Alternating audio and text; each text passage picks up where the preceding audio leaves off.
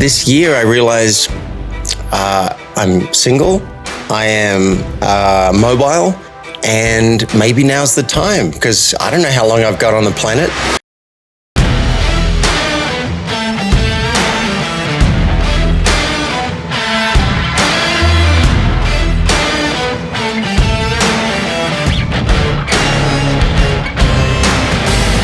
What's shaking? Welcome back to All In. I'm your host, Rick Jordan. I'm excited today because we got another amazing person coming on that you're going to want to share this out with a lot of people, because this dude has been around the world, has a lot of stories, and has coached Fortune 100 companies on performance. I'm pretty impressed about this because it has to do with actuarial sciences.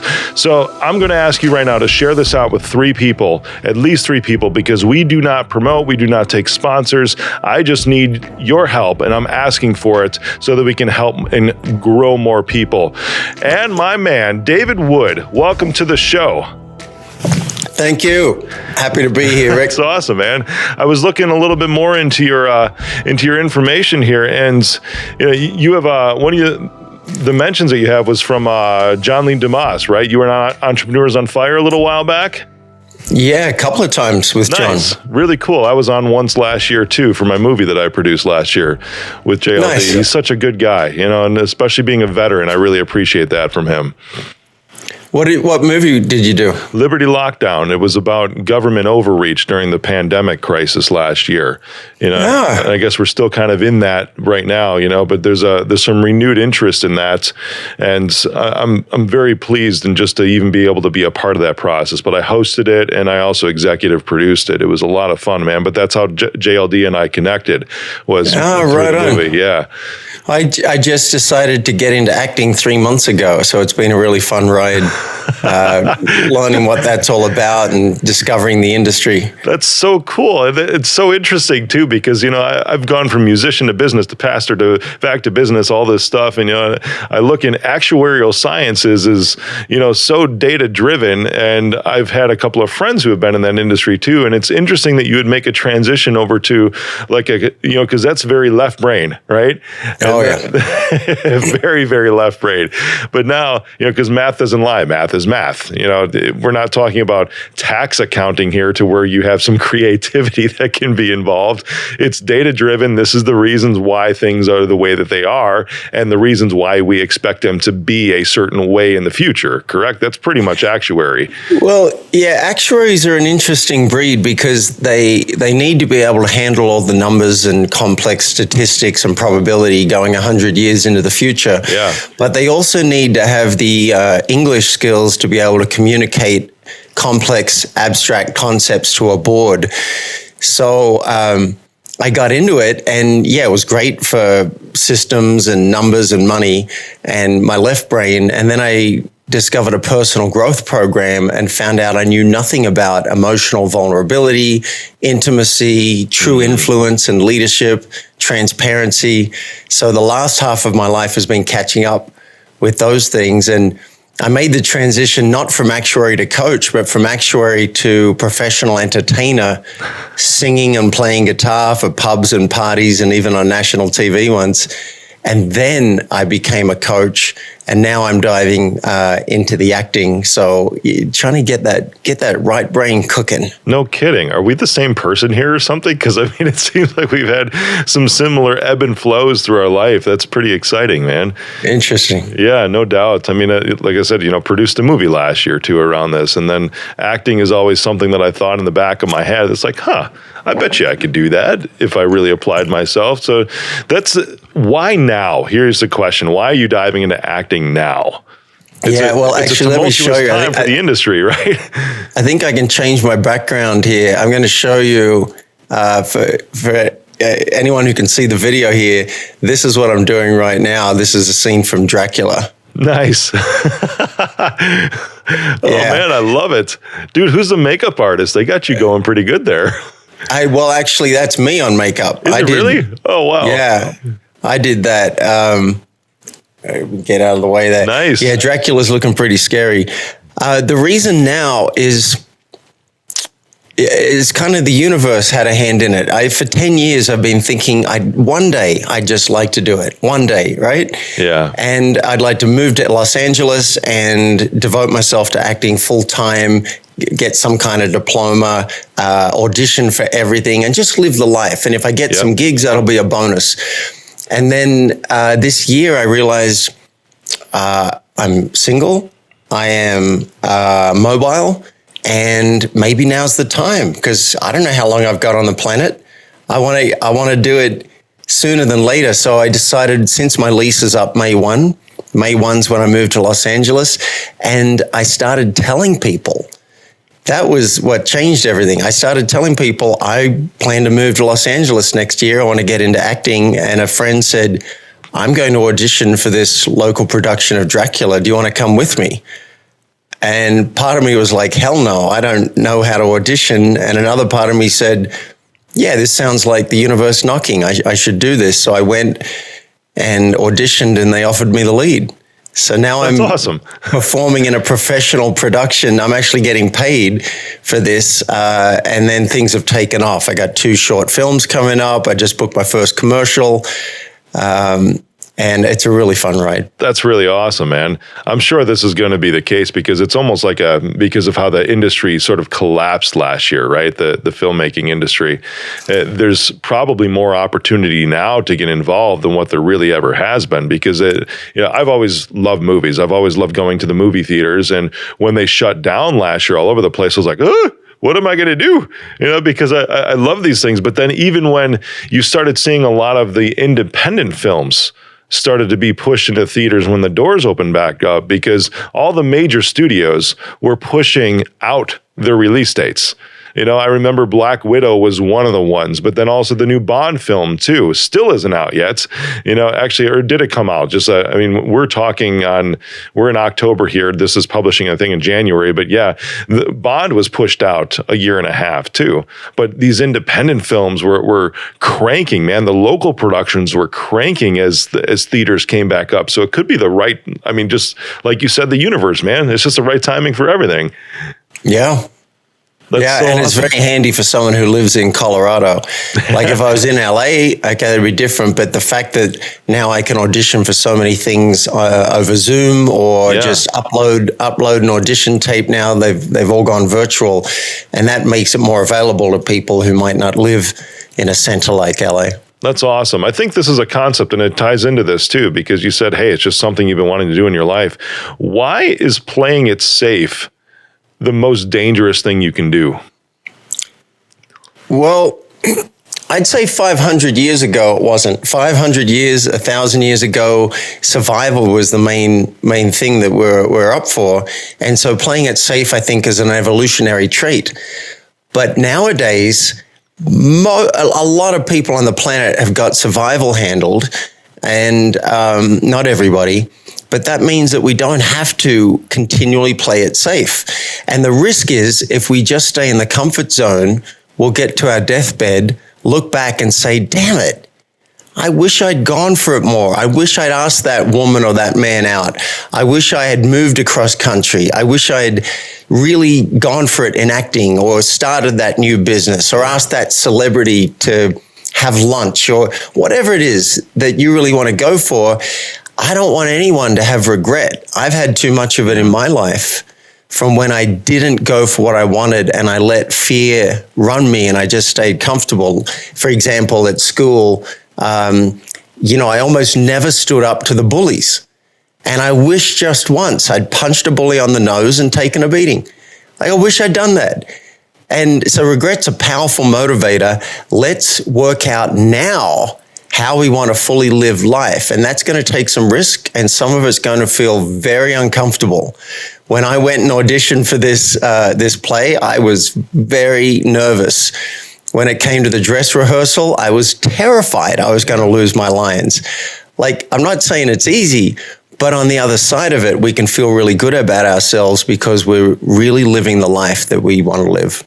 That's beautiful, man. And getting to that point too, I hear you when you say regret's a powerful motivator too.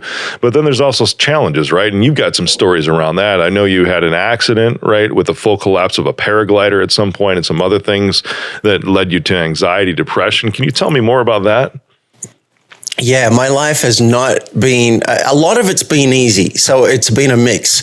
I was blessed to get paid to go to university. And that was at a time when there weren't fees. Like, it was free to go to university, but a company paid me to go and then offered me a job straight out of the gate. So a lot of my life has been blessed. And when I was 7 years old, my little sister was killed, and I was there and witnessed it. And so I've got some PTSD. I've had anxiety and depression, and there've been times in my life when I didn't know if I was going to make it. When you're in full-blown anxiety attacks, you don't know, like, if it gets worse, what's going to happen. And massive depression, I just didn't know. And then the paraglider, I had a full collapse at 300 feet, and I walked away from that one. Wow. And then I had another collapse at 10 or 15 feet, and I fell onto my butt. And that's when I fractured my spine. But now I'm fully recovered. And I think one of the reasons I tell some of these stories is because I think when people see someone who's got some form of success and they're doing something well in life, they might just assume, oh, that person's got it all together. They've got it all worked out, or they've got something I don't have. No, sometimes it's really, really hard. Yeah. You just don't tend to see that. You see the shiny bits that people present to the world. You don't get to see the underbelly and what they've had to go through to get there. Yeah, there's I was at a Tony Robbins event recently too, and he was talking about different things. You know, he was referencing really the pandemic and all that, but it correlates to what you're saying too, is that his statement was that life is risky. Unless you choose to just, stick yourself in a house, and that's it, and then just do nothing. But what kind of a life is that to begin with? Because I would choose to go through the things that you've gone through over just having a life of no impact. Because even though I don't doubt it, they suck. I've had my share of adversity too, with my dad passing away. I've had my share of adversity with a near-death experience. I mean, less than a day being away from dead because of a medical thing, the freak medical thing that happened. And still, out of all of those experiences are the things that have driven me forward. You're talking like the power of regret. For me, it was more like the power of what haven't I accomplished yet? If it's a form of regret, cool. What haven't I accomplished yet that I want to? Because I'm recognizing that things are going to continue to pop up in my life here and there. And how do I overcome those challenges that I haven't even seen yet in order to push to another level and impact even more people? Yeah, we've gotten very comfortable in our society. I mean, I don't know what it was like 200 years ago, 500 years ago, but I imagine it was harder. It was harder than today. I mean, today, if our chair doesn't go back far enough on the plane, we're pissed or we're uncomfortable, right? Because someone's bumping us, or my cup of tea is not hot enough, so I got to go and heat it up. We've gotten in such a small comfort bubble that anything, like even a cold shower, is like, oh my God, I don't have a cold shower. And so there's a practice that we can take on called practicing deliberate discomfort. You can take on a practice of cold showers just to see what it's like to be uncomfortable and lean into that. And it can start to translate into other areas like calling 10 people and asking them if they want to work with you, or whatever it is that might be an edge for you. That's intriguing, man. Were you at my house a few months ago? Because the water heater was dead for like 2 days, and I hated it, man. I was, dude. Mainly I stay outside looking through the rear window, but there was one time I needed to use the bathrooms. I apologize for not asking first. That's okay. You and I seem to get along pretty well, so that's fine. We'll just let that one slide a little bit. Thanks. That's awesome. But you're right, though, because, I mean, even for just those few mornings, I was like, man, this sucks. This is the worst, and I caught myself in the moment. It's like, but after this I was going to say 5 minutes, but it was probably more like 5 seconds, the fastest showers I've ever taken in my life, not the first cold ones. But after those moments of discomfort, it was like, the days were going pretty well. and it was the only thing, but it set me up for the rest of the day, or I could have let it set me up, I should say, to have just a gloomy outlook for the entire day, just because of that whole thing, Right. And I just realized it translates not just the physical stuff, right? So we've got maybe cold showers, or going for a run, or exercising longer than feels comfortable, or even I've got a chin-up bar. And I don't mind doing the first 4 to 6, but after that, I don't feel comfortable in the body as I'm doing it. But it also translates to emotional stuff. Are we willing to feel awkward and uncomfortable having a tough conversation? Yeah. Maybe asking our partner for something sexual in the bedroom that we've been wanting, or confessing something to our kids, or or feeling afraid, are we willing to have those feelings? In the moment, it doesn't feel good, but if we're willing to do it, usually afterwards it feels good. After I get off stage speaking to a crowd, I feel really grateful that I did it. After I asked that celebrity to endorse my book, I feel proud, and I feel good that I gave a shot. I just pitched Alan Alda from MASH. Awesome. To be on my podcast, and I haven't gotten a no yet. He said, reach out to my producer and we'll see what we can do. But it feels scary doing it, and then afterwards it generally feels good in my experience. And as a bonus, you might get some really cool results. You might get, I'm blessed to have Jack Canfield write the foreword to my book. That's awesome. That was a lot of work and a lot of risk to get there, but when it happened, oh my God, I was over I actually remember the moment when I walked up to him in an event and handed him the draft, because he'd said, I'll take a look at a draft. And standing there while we're waiting for the speaker to come on, he just looked through it, changed 2 pieces of punctuation and handed it back to me. And I didn't know what happened. I'm like, wait, are we good? He said, yeah. I said, that's it? He said, yeah. I was like, I walked away. I'm like, oh my God, I got it. I got a foreword by Jack Canfield. So exciting. That's awesome, man. That's putting yourself out there, brother. That's amazing, because it's over a period of years. For sure. Yeah, that was the long game. And you generated the momentum off of that too, because I like how you say that you didn't get a no yet, from the individual you're asking onto your podcast, because sometimes it'll kind of linger there. And it seems like it might linger there for a long, long time. But how often do you feel like, for these big moments in your life, or how many times you feel like you have to ask the question, or continue to pursue that route, to make active choices and decisions to go after an outcome that you're desiring, that you're dreaming of?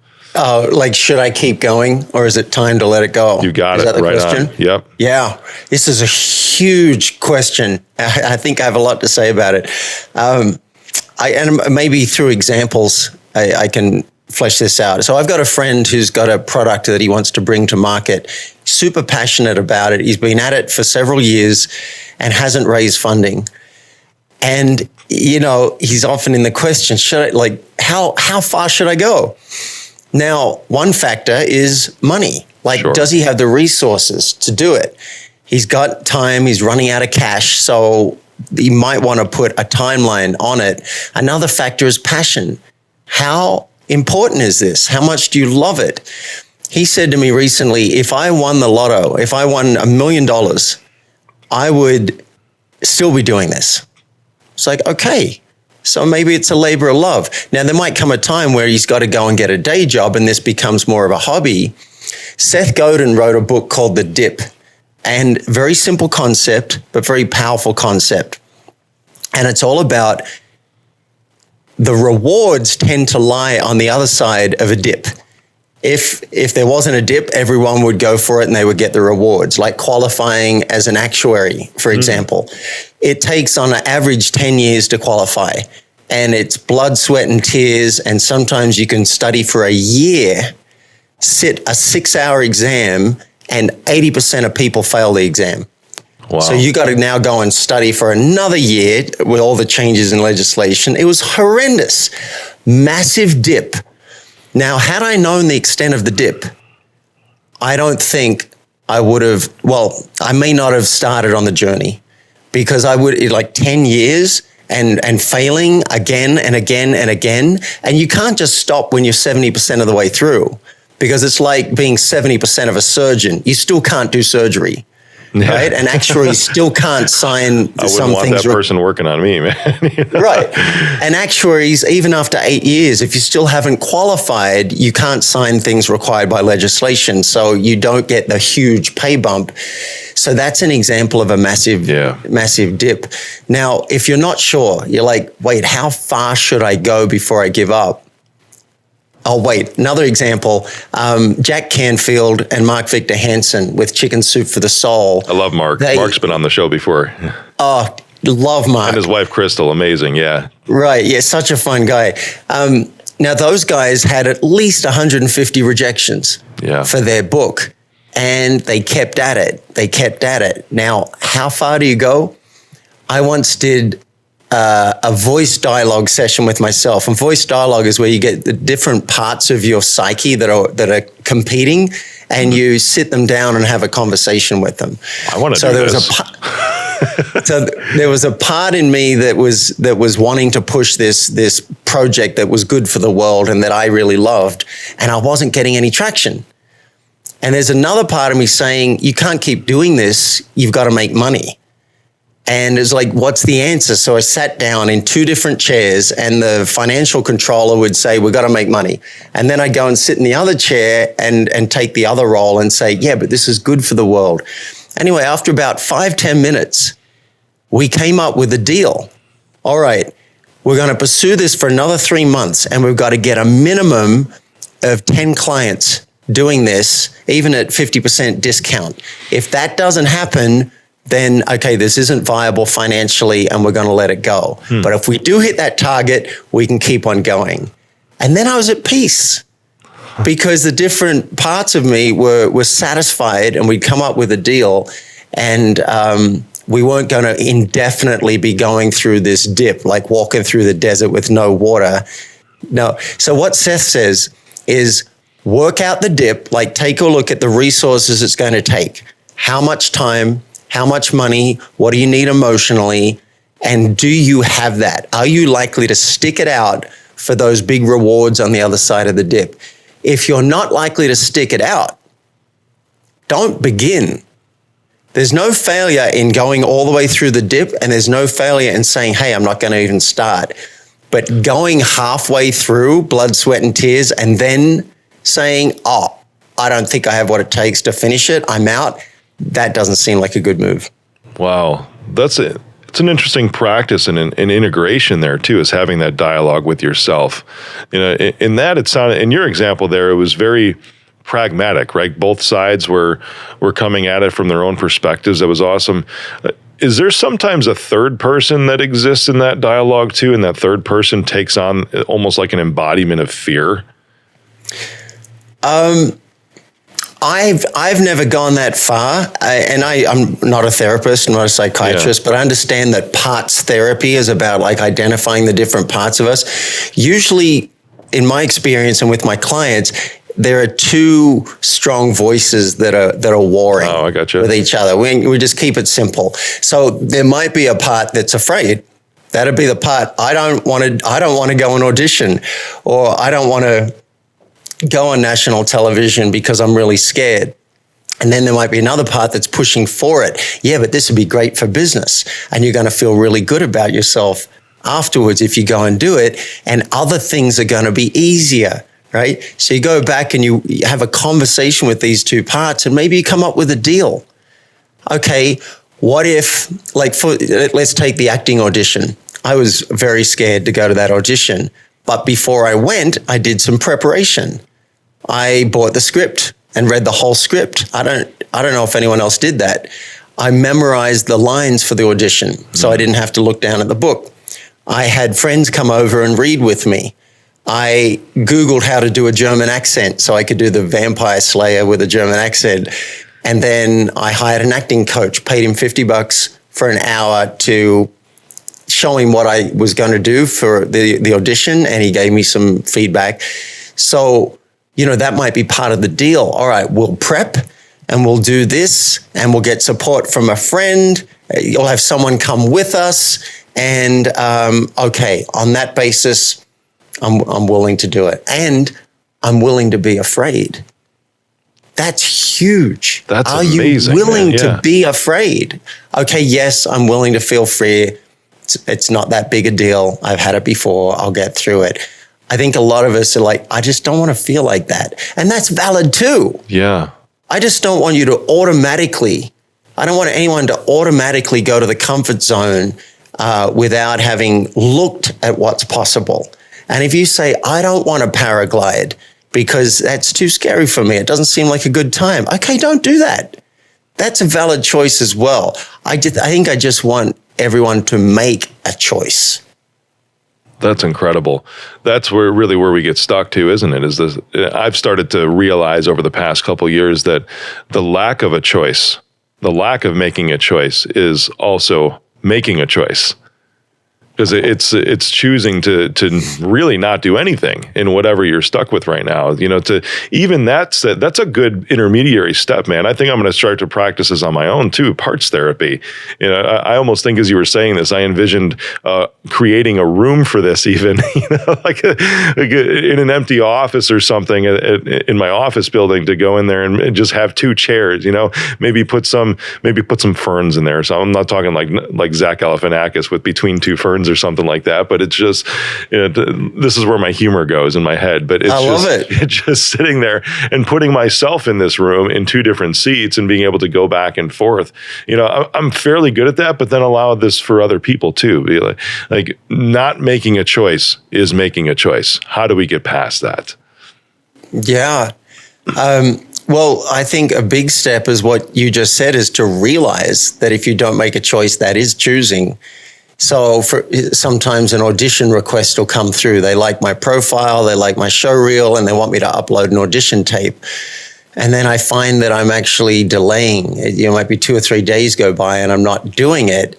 So clearly there's some part of me that's like, I don't really want to do it. Maybe I don't think the audition's going to be very good, or I don't really know how to do it, or there's something about it. But I do acknowledge that if I don't upload that tape, that is a choice as well. And that's fine. Some people get confused in relationships. Should I break up? Should I not? Byron Katie says, maybe it's not you making the decision. If you're still with the person, then you're with the person. One day you might find yourself packing your bags, and then you'll know it's time to leave. But we have this idea that we've got to work it all out. Sometimes the universe does it for us. And so I don't know that we have to get past, oh, wait, I'm not making a decision here. I think just acknowledge that not making a decision is a decision as well. I just had something this morning that I didn't know the answer to. I was like, they just moved a shoot on me. It was going to be Saturday morning. Everything was set. It's blocked off. I've been holding the date. Last minute, they decided to have it tomorrow. And now instead of 3 hours, they want me for 8 hours. Whoa. I'm like, what? You were able to do it in 3 hours before. Now you want me the whole day. So parts therapy, right? One part of me is like, I want to do this role. I think it'd be good. Another part of me is like, I don't know if they've got their act together. I'm not feeling respected. If they really want me for 8 hours for something that's not a big role, I just wonder, I don't feel appreciated. So that'd be a really good example to sit down with a couple of chairs and just go back and forth, and then make a decision, make a choice. That's incredible, my man. Before we close out here, I want to talk about your book a little bit, Get Paid for Who You Are. And that's the book where Jack Canfield had the foreword, right? He did. And I will say up front, that feels like a former life for me. Like I wrote that about 10 years ago to help people, because everyone kept asking, how do you travel the world and work from where you want and choose your own hours and all of that. So I wrote that book, and Jack was kind enough to bless it with his foreword. But the new book, the upcoming book, and we've already got the mini book available for people, is called Mouse in the Room. And Mouse in the Room is we're writing this because the elephant is not the only animal in the room. Oh my gosh, you're already sucking me in, man. Right. So we all know about the elephant. You see it, I see it, no one's saying anything. Like if I showed up here with blood on my face or my shirt's off or I was 10 minutes late and didn't say anything to your producer, that's like an elephant. It's like, why is no one saying it? But many creatures in the room are much more subtle. Yeah. Any thought we're having that isn't expressed as a mouse, any emotion, any body sensation, any part of our experience is a mouse in the room. And I think most of us grew up hiding our experience from people. We run it through our filters, we run it through the analysis, and then we pop out on the screen of our computer screen here of our face what we want the other person to see. And it leads to disconnection. It leads to less influence. It hurts us as leaders. It hurts our confidence because we're hiding so much. So we're writing Mouse in the Room to show people how we can firstly become aware of our own experience, just like we talked about with parts therapy. Oh, I've got this part of me that wants to do this project. Oh, I have another part of me that's resistant because I'm not feeling respected. Yeah. Boom. Those are mice. And then if we can name those mice artfully, we can be actually truly connected with the other person. And maybe they'll even feel permission to show a little more of what's going on for them. And it starts going back and forth in a truer, deeper connection. David, that's powerful, man. Where can people go to stay updated on when A Mouse in the Room is coming out? Yeah, well, I created a special link that's very easy to memorize, and it'll go to a hidden page on my site with a gift basket of goodies for listeners. Nice. And the link is myfocusgift.com. You can get on my mailing list. You can listen to my podcast, Extraordinary Focus. You can get a copy of the trailer that we've produced for Mouse in the Room. And if you want to see if we're a fit for coaching, then there's a link where you can request a 15-minute coaching session with me, and we'll see if we'd be a fit for each other. And all of these things are at myfocusgift.com. Amazing, David. Man, I really appreciate you being on today. Thanks for just bringing all of you and showing up today, my man. I appreciate that. My pleasure. Thanks, Rick.